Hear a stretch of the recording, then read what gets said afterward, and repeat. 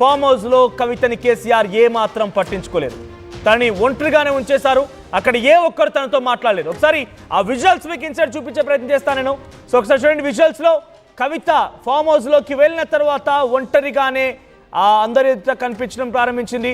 ఒకవైపు కేసీఆర్, సంతోష్ వీళ్ళంతా కూడా లిఫ్ట్ లో వస్తుండగా పక్కనే స్టెప్స్ నుంచి తర్వాత వచ్చింది. ఆ తర్వాత తన చేతికి దట్టి కట్టే ప్రయత్నం చేస్తున్నారు ఒకరు. సో బేసిక్గా కేసీఆర్ బయటకు వచ్చాడు. కేసీఆర్ ఏదైనా సభలు సమావేశాలు హాజరైన సమయంలో ఈ రకంగానే దట్టి కడుతూ ఉంటారు. సో మరోసారి ఈ రకంగానే అక్కడికి వచ్చినటువంటి ఒక బీఆర్ఎస్ పార్టీ కార్యకర్త కట్టేటువంటి సమయంలో కవిత ఎక్కడో దూరంగా నిల్చున్నారు. పక్కనే ప్రశాంత్ రెడ్డి, వద్దిరాజ్ రవిచంద్ర ఇతర నేతలు ఉన్నారు. చాలా కీలకమైనటువంటి మాజీ మంత్రులు అక్కడికి చేరుకున్నారు, మాజీ ఎంపీలు చేరుకున్నారు. వారంతా అక్కడే ఉండగా కవిత మాత్రం చాలా దూరంగా ఉండిపోయింది. కానీ ఏమాత్రం తండ్రి దగ్గర రాలేదు. షేరి సుభాష్ రెడ్డి అక్కడే ఉన్నారు. సో అంటే కవితకి కేసీఆర్కి గ్యాప్ ఎలా ఉందనేది మరోసారి సాక్షాత్కారం అయింది. అయితే కవితని పట్టించుకోలేదని తెలుస్తోంది. కనీసం పక్కన కూడా నడవనివ్వలేదు కేసీఆర్. భర్త అనిల్తో కలిసి ఎరవెలికి వెళ్ళిన కవిత పలకరించినా కూడా కేసీఆర్ పట్టించుకోకుండా వదిలేసారుగా ప్రచారం జరుగుతోంది. అయితే కవితని పలకరించకుండానే కారెక్కి వెళ్ళిపోయారు బీఆర్కే భవన్కి కేసీఆర్. తెలంగాణ రాజకీయాల్లో ప్రస్తుతం జోరుగా ప్రచారం జరుగుతోంది బీఆర్కే భవన్కు. అక్కడికి కవిత కూడా హాజరు కాలేదు, జాగృతి శ్రేణులు ఎవరు కూడా హాజరు కాలేదు. లేఖ వివాదంతో కొద్ది రోజులుగా తండ్రి కూతుర్లకు మధ్య గ్యాప్ కూడా పెరిగింది. తండ్రి కూతుర్ల మధ్య గ్యాప్కి సంబంధించినటువంటి లేఖ ఒకటి బహిర్గతమైంది. అసలు ఆ లేఖని విడుదల చేసింది కూడా కేసీఆర్ దగ్గర సన్నిహితంగా ఉండే వ్యక్తులే అనేది కవిత ఆరోపించింది. కేసీఆర్ మంచివాడే, కేసీఆర్ తమ అధినేత, కేసీఆర్ దేవుడు అంటూ సంబోధిస్తూనే కేసీఆర్ చుట్టూ దయ్యాలున్నాయని చెప్పేటువంటి మాటని కవిత మాట్లాడారు. మరి కేసీఆర్ చుట్టూన్న దయ్యాలు ఎవరు? కేసీఆర్ దగ్గరికి తన తండ్రికి కూతురు లేఖ రాస్తే ఆ లేఖను విడుదల చేసింది ఎవరు? సో ఆ తర్వాత కేసీఆర్కి కాళేశ్వరం విచారణ కమిటీ సమన్లు జారీ చేసి విచారణకు రావాలని ఆదేశించడంతో ఇందిరా పార్క్ దగ్గర తన ఒక ధర్నా చేపట్టింది. ఆ ధర్నాకి కూడా ఏ ఒక్క బీఆర్ఎస్ పార్టీ నేత రాలేదు. నిన్న కేసీఆర్కి విచారణకు హాజరైన నేపథ్యంలో దాదాపుగా బీఆర్ఎస్ పార్టీ మొత్తం కూడా కదిలింది. కానీ జాగృతి వాళ్ళు రాలేదు. కానీ ఇటువైపుగా జాగృతికి సంబంధించిన వ్యక్తులు నిన్న బీఆర్కే భవన్ దగ్గరకు రాలేదు. అంటే జాగృతికి బీఆర్ఎస్కి ఎంత విభేదాలు ఉన్నాయి, కేసీఆర్కి కవితకి ఎంత విభేదాలు ఉన్నాయని మరోసారి స్పష్టంగా అర్థమైంది. సో ప్రస్తుతం కవితకి మరో షాక్ తగిలిందని చెప్పొచ్చు. కేసీఆర్ ఏ మాత్రం పట్టించుకోలేదు. తండ్రి కూతుర్లకు మధ్య ఎంతటి గ్యాప్ ఉందనేది ఇది మాత్రం అర్థమవుతోంది. సో ఒకవైపు కూతురేమో తండ్రి మంచివాడే, తండ్రి అంత బాగా ఉండడం మహానేత అని మాట్లాడుతోంది. కానీ దయ్యాలు తన చుట్టూ తిరిగి తండ్రిని తప్పుగా చిత్రీకరించే ప్రయత్నం చేస్తున్నాయి. తండ్రి కూతుర్లకు మధ్య గ్యాప్ పెంచే ప్రయత్నం చేస్తున్నాయని చెప్పుకొచ్చారు. సో మరి కవిత మాట్లాడిన మాటలు మరోసారి ఇక్కడ జరిగినటువంటి ఆ లోపల విజువల్స్ ఆధారితంగా మరోసారి సాక్షాత్కారం అవుతున్నాయి. మరింతగా ఆ వాదనలకి బలం చేకూరుస్తున్నాయి. దీనికి సంబంధించి మరిన్ని అప్డేట్స్ తో మా ప్రతినిధి మరుసిద్ధంగా ఉన్నారు మధు.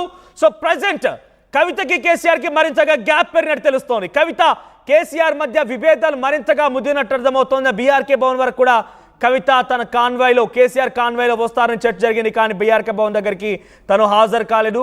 ఫామ్ హౌస్లో లోపలి విజువల్స్లో కూడా కవిత కేసీఆర్ మధ్య అంటి ముట్టినట్టుగానే పక్కన నడవడానికి కూడా కేసీఆర్ ఇష్టపడలేదు అనేటువంటి మాట ప్రచారం జరుగుతోంది. అప్డేట్స్ ఏంటి? నిజంగా ఇద్దరి మధ్య ఇంతటి స్థాయి విభేదాలు ఉంటే రేపటి రోజున కవిత యాక్షన్ ప్లాన్ ఏంటి? ఏ రకంగా రాజకీయంగా ముందుకు వెళ్ళే అవకాశం ఉంది?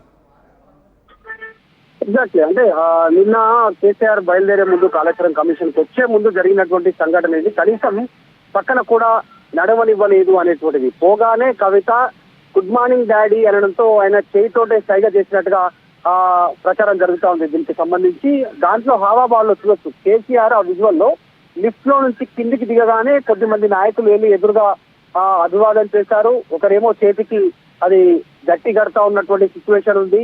తర్వాత కవిత వెనకాల మెట్ల పక్కన నించొని చూస్తూ ఉన్నటువంటి విజువల్ ఉంది.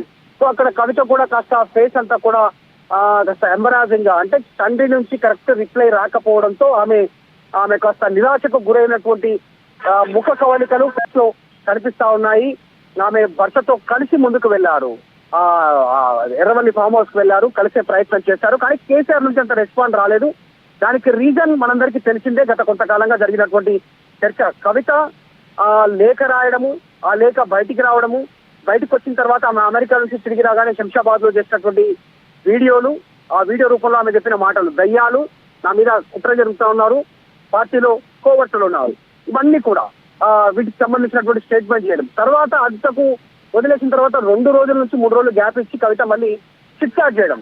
చిట్ చాట్ రూపంలో కవిత మరొక సంచలన కామెంట్ చేయడం, డైరెక్ట్ గా అన్న కేటీఆర్ నే ఎక్కుపెట్టడం, దాంతో పాటు పార్టీని బీజేపీలో కలిపే ప్రయత్నం చేస్తున్నారు అనేటువంటి ఒక స్టేట్మెంట్ చేయడం, ఇవన్నీ కూడా పార్టీని తీవ్ర డ్యామేజ్, ఒక కుదుపుకు గురి చేసినటువంటి పరిస్థితి. ఇంకా అసలు ఓటమి తర్వాత కూడా ఇంత అలజడికి గురి కాలేదు పార్టీ. కానీ కవిత స్టేట్మెంట్ తర్వాత, కవిత లేఖ, వీడియో, చిట్చాట్, దీని తర్వాత ఒక కుదుపుకు గురైంది పార్టీ. అసలు ఉద్యమ కాలంలో కూడా ఇలాంటి పరిస్థితి పార్టీ ఎదుర్కోలేదు. అంతర్గతంగా ఎట్లాంటి సిచ్యువేషన్ వచ్చినా పార్టీలో నుంచి నాయకులను పంపించారు, పార్టీని అలాగే ముందుకు తీసుకెళ్లారు కేసీఆర్. కానీ సొంత కూతురే అలాంటి స్టేట్మెంట్ చేయడం పైన కాస్త చర్చ సాగింది, ఏం జరుగుతుంది అనేటువంటిది.